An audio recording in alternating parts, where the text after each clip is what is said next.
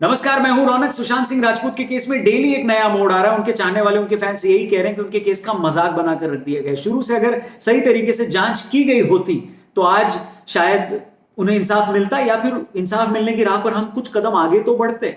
अगर आपको भी यही लगता है तो कमेंट करके प्लीज जरूर बताइएगा आप क्या सोचते हैं इस केस के बारे में। वेल, केस का मजाक कैसे बनाया जाता है उसकी एक रेसिपी भी होती है, वो मैं आपको आज बताऊंगा। ध्यान से सुनिएगा कि केस का मजाक कैसे बनाया जाता है। सबसे पहले तो आप लापरवाही की एक कढ़ाई लें, उसे हल्केपन की आंच में रख दें। 2 चम्मच अनदेखी डालें, 4 चम्मच बेवकूफी मिलाएं। साथ ही साथ जांच की एक्टिंग को स्वादानुसार उसमें ऐड कर सकते हैं। थोड़ा टाइम वेस्ट का तड़का लगाएं। फैंस और उनके परिवार वालों के इमोशंस को काट काट कर थोड़ा सा गार्निश करें और फिर उसे सड़ने के लिए रख दें। केस का मजाक तैयार है।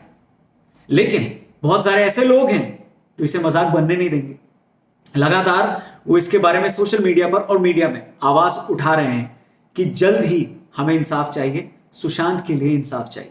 इश्करण सिंह भंडारी हमारे साथ जुड़ गए हैं, एक बड़े वकील हैं और सुशांत सिंह राजपूत के इस केस के बारे में लगातार बात कर रहे हैं। मीडिया पर, सोशल मीडिया पर लगातार चर्चा कर रहे हैं, उनके फैंस से इंटरेक्ट कर रहे हैं। मुंबई पुलिस को भी आपने चिट्ठी लिखी, सीबीआई इंक्वायरी की आप डिमांड भी कर रहे हो। सबसे पहला और बेसिक सवाल, ये चल क्या रहा है इस केस का? मतलब ये क्या लेवल पे पहुंच गया है और जांच हो भी रही है या नहीं हो रही है? प्लीज बताओ। मैं बताता हूँ। जो आपका अनुभव है वही मेरा अनुभव था, इसलिए मैं जनता को आपके चैनल के माध्यम से ये बोलना चाहूंगा कि ये जनता की ही एक आंदोलन है। जैसे आपने बोला आप कुछ भी बनाए, जनता आपसे पूछती रहे, वैसे ही मैं कुछ भी ट्वीट करूं, मैं कुछ भी वीडियो करूं, जनता उनके जो भी फैंस से आके पूछते रहे, अरे आप ये केस क्यों नहीं देखते, आपने ये केस देखा, ये केस देखा। एक ट्रैक रिकॉर्ड है जो जनता जानती है, अब ये केस क्यों नहीं देखते।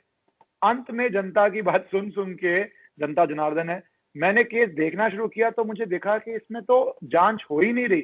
गलत जांच और बात है, इसमें तो जांच ही नहीं हुई। जांच क्यों नहीं हुई?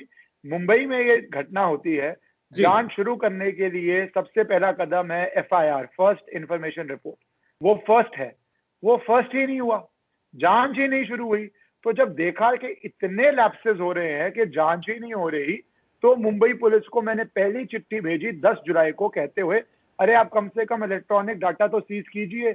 जो भी इंसिडेंटल और कनेक्टेड लोग हैं, आसपास के लोग हैं, आप और मैं लैपटॉप के माध्यम से बात कर रहे हैं, बहुत इंफॉर्मेशन है हमारे लैपटॉप में, फोन में। आजकल तो कैमरा में रिकॉर्डिंग होती है तो उसमें भी पासवर्ड होते हैं, पता नहीं ईमेल भी अकाउंट लिंक होता है जो करते हैं। तो आप ये सारी इंफॉर्मेशन कीजिए, क्योंकि तब तक कुछ हो ही नहीं रहा था। और धीरे धीरे ये बात बढ़ बढ़ के मैं कहूंगा 9 जुलाई से चलती हुई आज एक क्रिमिनल केस है, फर्स्ट इंफॉर्मेशन रिपोर्ट है, एक क्रिमिनल इन्वेस्टिगेशन हो रही है, बहुत सारी बातें आई हैं। अब तो नेशनल मीडिया नॉनस्टॉप इसको कवर कर रहा है और अब दिख रहा है कि हम जस्टिस की तरफ बहुत तेजी से बढ़ रहे हैं। तो ये बहुत इंप्रूवमेंट हुई है स्थिति में 9 जुलाई और आज के बीच में, और ये जनता की ही वजह से इंप्रूवमेंट हुई है। जनता यही पूछ रही है पुलिस का इतना हल्का अप्रोच क्यों था? क्या आखिर क्या रीजन है उसका? ये अद्भुत बात है।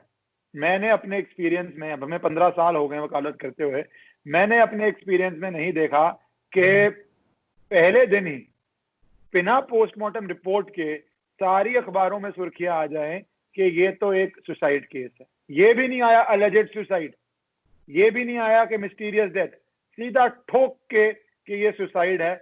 ऐसा एक बहुत ही अद्भुत स्थिति थी, स्पेशली इतना हाई प्रोफाइल केस में, जिसमें कह रहे हैं कि ये तो दिख रहा है कि अकाउंट से 15 करोड़ बाहर गया। अब वो गिल्टी है नहीं है वो एक सेकंड बात है, बट 17 करोड़ में से 15 करोड़ जाना, उस पर इन्वेस्टिगेशन तो होगा ही, ये तो एक साधारण बात है। पर ये फर्स्ट स्टेप ही नहीं हो रहा था, इन्वेस्टिगेशन ही नहीं हो रहा था। आज की डेट में एक ट्रेनर ने, उनके कुछ चैनलों ने उनके ट्रेनर को बुलाया, वो कह रहे हैं कि ये व्यक्ति वो थे जो दवाइयां भी नहीं खाते थे, और अब ये 6 महीने से इनकी मानसिक स्थिति बदल गई थी, एंजाइटी आ गई थी, हाथ कांपते थे, पैर कांपते थे। तो फिर क्या उनको कोई गलत मेडिकेशन दे रहा था? और अगर गलत मेडिकेशन में दिमाग पे प्रभाव करके कुछ गलत किया तो वो कानूनन मर्डर है। आप किसी को शराब पिला के या नशे दे के छत पे छोड़ दें और वो गिर जाए, और जान के शराब पिलाएं और जो शराब पीने का यूज टू ना हो, या कोई और नशा करें, तो वो मर्डर होगा, एक्सीडेंट नहीं होगा। तो ये तो अब डिपेंड है, अगेन इन्वेस्टिगेशन की बात है। तो अब ये इन्वेस्टिगेट मुंबई पुलिस क्यों नहीं कर रही? मैंने एक टीवी डिबेट में मुंबई पुलिस के कमिश्नर को बोला, अभी फॉर्मर कमिश्नर को, कि आप तो डिफेंस काउंसिल की तरह पेश आ रहे हैं, हर बात पे क्लीन चिट दे के एक्सप्लेन करी जा रहे हैं, जांच तो कीजिए। तो सीबीआई इंक्वायरी होगी या नहीं होगी? पॉसिबिलिटी है इसकी या नहीं? मतलब ये पॉसिबल है? ये मैं पॉसिबल से ज्यादा स्ट्रांगली बोलूंगा, मैं बोलूंगा इसेंशियल है। इसेंशियल क्यों है ये? क्योंकि देखिए, मुंबई पुलिस ने तो बोल दिया 45 दिन में, हमें तो फर्स्ट भी नहीं लगा, हमें तो डाउट भी नहीं आया। फर्स्ट को अगर मैं साधारण लीगल भाषा में ना बोलूं, डाउट पे आप केस दर्ज करते हैं, फिर इन्वेस्टिगेट करते हैं, शायद उसके बाद बोलते हैं कि भैया केस था या नहीं था, कोर्ट जाने के समय की बात होती है। आपको तो डाउट भी नहीं आया 45 दिन में, तो आपके हिसाब से तो केस है ही नहीं। बिहार पुलिस ने केस दर्ज किया है, पर अगर हम लीगल बात करें तो बिहार पुलिस को बहुत डिफिकल्टीज आएंगी। स्टेट सब्जेक्ट है, मतलब स्टेट सब्जेक्ट ये होता है, जो जनता लीगल टर्म्स नहीं समझती, कि ये स्टेट का दायित्व है, लॉ एंड ऑर्डर, जिम्मेवारी हम्म। स्टेट की होती है। तो बिहार पुलिस एक मुंबई में हुई घटना को, जहाँ पे बैंक अकाउंट्स मुंबई में, विटनेस मुंबई में, जांच कर पाना बहुत मुश्किल है, बहुत मुश्किल है। बहुत टेक्निकल प्रॉब्लम्स आएंगी इसके अंदर, बहुत लॉजिस्टिकल प्रॉब्लम्स भी आएंगी इसके अंदर, उसके अपार्ट बहुत लीगल प्रॉब्लम्स भी आएंगी कि क्या बिहार पुलिस ऐसा केस कर सकती है, इन्वेस्टिगेट नहीं। तो टेक्निकल, लॉजिस्टिकल, लीगल, तीनों प्रॉब्लम्स आएंगी इस केस में।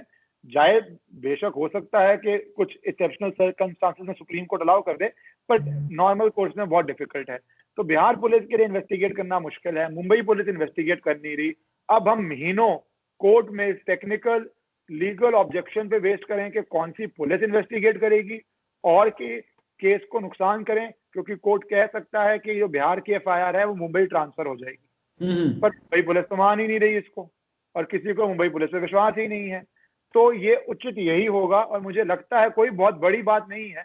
कॉन्स्टिट्यूशनल कोर्ट्स के पास पावर होती है, हाई कोर्ट, सुप्रीम कोर्ट के पास पावर होती है, और सुप्रीम कोर्ट अपने आप बोल सकता है कि भाई इन्वेस्टिगेट तो करो इस केस को, और जांच के लिए सीबीआई को दे दिया जाए इस केस को। तो मुझे लगता है इसमें सोल्यूशन सीबीआई होगा। आपने उनके दोस्त से भी बात करी, आपको कुछ क्लैरिटी आई? आपको लग रहा है उनका दोस्त जो बोल रहा है, कुछ समझ में आ रही है उनके दोस्त की बात?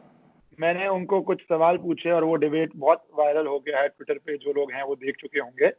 मैंने उनकी मुझे एक बात पे बहुत डाउट आया, जिसके मैंने थोड़े क्वेश्चंस पूछे, क्रॉस एग्जामिन किया वकील के रूप में। मैंने उनसे पूछा कि आप फ्लैट के अंदर गए थे, आप उनके क्लोज फ्रेंड थे, टीवी जी। डिबेट पे वो कह रहे थे खुल के कि मुझे नहीं लगता ये सुसाइड का केस है। तो मैंने कहा वहीं पे पुलिस को एफआईआर दर्ज करनी चाहिए थी, कि पुलिस जब आपको फ्लैट में घुसने दे रही है, पुलिस के लिए आप क्लोज फ्रेंड हैं, वैसे तो क्लोज फ्रेंड को भी फ्लैट में नहीं घुसने देना चाहिए, किसी को भी नहीं घुसने देना चाहिए, वो एक अलग बात है लैप्स की। क्योंकि एक्सीडेंटल डेथ के केस में भी एक्सीडेंटल सीन में किसी को नहीं आने देते, ये तो एक अननेचुरल डेथ थी। तो भाई अब अगर आप इतने क्लोज फ्रेंड हैं और आपको लगता ही नहीं कि वो व्यक्ति सुसाइड कर सकता था, तो पुलिस ने अननोन के अगेंस्ट भी एफआईआर दर्ज हो जाती है, कि पुलिस ने अननोन के अगेंस्ट, किसी को नाम ना करते हुए, बट एफआईआर से पुलिस को एक क्रिमिनल इन्वेस्टिगेशन की शक्ति मिलती है, जी। अरेस्ट की शक्ति मिलती है, इंटेरोगेशन की शक्ति मिलती है। शक्ति कानून के प्रावधान से ही आएगी। तो वो एफआईआर क्यों नहीं दर्ज करी? क्योंकि उनकी स्टेटमेंट बहुत इधर उधर जाती। फिर मैंने पूछा कि आपने पुलिस को लिखित में स्टेटमेंट दी, कि आप कह रहे हैं कि आपको डाउट है सुसाइड पे, पुलिस ये स्टेटमेंट रिकॉर्ड क्यों नहीं कर रही है, क्यों जांच नहीं करना चाह रही है? क्योंकि लिखित लेगी तो केस डायरी का हिस्सा बन जाएगा, हिस्सा बन जाएगा तो जांच करनी पड़ेगी। अगर आप उसको हिस्सा ही नहीं बना रहे तो आप जांच ही नहीं कर रहे। तो ये समझ ही नहीं आ रहा था किसी को भी कि जांच ही क्यों नहीं हो रही है। दैट्स वाई जब आपने मुझसे पहला सवाल पूछा जांच सही हो रही है, मैंने कहा ये बात, क्वेश्चन ही गलत है, क्योंकि जांच हो ही नहीं रही है। रिया का नाम आने के बाद से एकदम ही अलग एंगल आ गया इस केस में, और एफआईआर होती है तो बहुत सारे लोग ये सवाल पूछते हैं कि क्या होता है, क्या उनको गिरफ्तार किया जाना चाहिए, क्या होता क्या एफआईआर होने के बाद? देखो, एफआईआर के बाद जैसे मैंने कहा, पुलिस को शक्तियां आ जाती हैं। अब वो चाहें, उनको उचित लगे पुलिस को, तो गिरफ्तार कर सकते हैं। ये पुलिस के पास पावर है इस एफआईआर के अंदर गिरफ्तार करने की।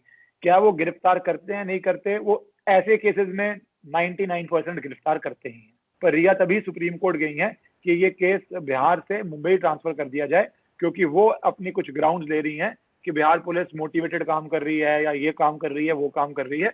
तो वो सुप्रीम कोर्ट के फैसले पर डिपेंड करता है कि क्या होता है उसके अंदर। पर हाँ, पुलिस के पास ऐसी एफआईआर के बाद अरेस्ट करने की पूरी शक्ति है। लेकिन पुलिस ने वो 1% यूज किया, ना कि 99%, और गिरफ्तार नहीं किया, आप ये बोल रहे हो? नहीं, मैं ये बोल रहा हूँ कि मुझे नहीं पता, पुलिस ने गिरफ्तार करने की कोशिश की है, वो मिल नहीं रही, कई बार ये भी होता है। सुशांत की फैमिली का सामने आना इस केस को स्ट्रांग करता है? करता है, और बहुत अच्छी पहले दिन ही आ जाना चाहिए था, या जल्दी आ जाना चाहिए था, पर अब आए हैं तब भी अच्छी बात है। जैसे मैंने कहा, एक क्रिमिनल केस तो शुरू हो गया है। जस्टिस कब मिलेगा, कितना टाइम लगेगा, या ये भी लंबा खींचेगा, पब्लिक इसको भूल जाएगी, मीडिया भी आगे पहुंच जाएगी, क्या है मतलब? देखिए, आप मीडिया से हैं तो आपको ये बात पसंद नहीं आएगी, पर मैं ये तो साफ बोलूंगा कि मीडिया तो भूल चुकी थी। और जो आपका दूसरा सवाल है, क्या पब्लिक भूल जाएगी? मुझे नहीं लगता पब्लिक भूलेगी इस केस में, क्योंकि पब्लिक ने डिसाइड कर लिया है कि वो किसी को भूलने देंगे नहीं। तभी मैं बार बार अपने चैनल पे बोलता हूँ कि पब्लिक ने ये इंश्योर कर दिया है कि गूंगे भी बोलेंगे, बहरे भी सुनेंगे और अंधे भी देखेंगे, क्योंकि पब्लिक इस इशू को नहीं भूल रही है। अगर पब्लिक भूल चुकी होती तो आज की डेट में केस बंद हो चुका होता। इस पे जिस तरह मुंबई पुलिस चल रही थी, आ चुका होता कि सुसाइड करी है, आर्टिकल्स आ ही चुके थे कि उनकी मानसिक स्थिति खराब थी, और ये सब भूल के खत्म हो चुका होता केस। तो मीडिया का मुझे नहीं पता, भूले ना भूले, आपसे आग्रह करूंगा कि आप ना भूलने दें मीडिया को, पर पब्लिक तो ये भूलने नहीं दे रही। ये मेरा अनुभव रहा है पब्लिक के साथ इस case. Thank you very much Ishkaran, हमसे बात करने के लिए। आप अपना ख्याल रखें। आप अपने यूट्यूब चैनल के थ्रू भी लोगों से इंटरेक्ट करते रहते हैं। आपके यूट्यूब चैनल का जो लिंक है वो मैंने डिस्क्रिप्शन में दिया है। लोगों से रिक्वेस्ट करूंगा कि आपको भी जरूर सब्सक्राइब करें। मीडिया और सोशल मीडिया के थ्रू आप लगातार इस पर बात करें। हम यही चाहते हैं कि जल्दी सुशांत को इंसाफ मिले। और उनके फैन से मैं रिक्वेस्ट करना चाहूंगा कि आप इस केस के बारे में क्या सोचते हैं, आपके मन में इस वक्त क्या चल रहा है, प्लीज अपने नाम के साथ कमेंट में जरूर लिखिएगा। अगले वीडियो में आपके बारे में भी जरूर बात करेंगे। अपना ख्याल रखें। नमस्कार एंड जय हिंद।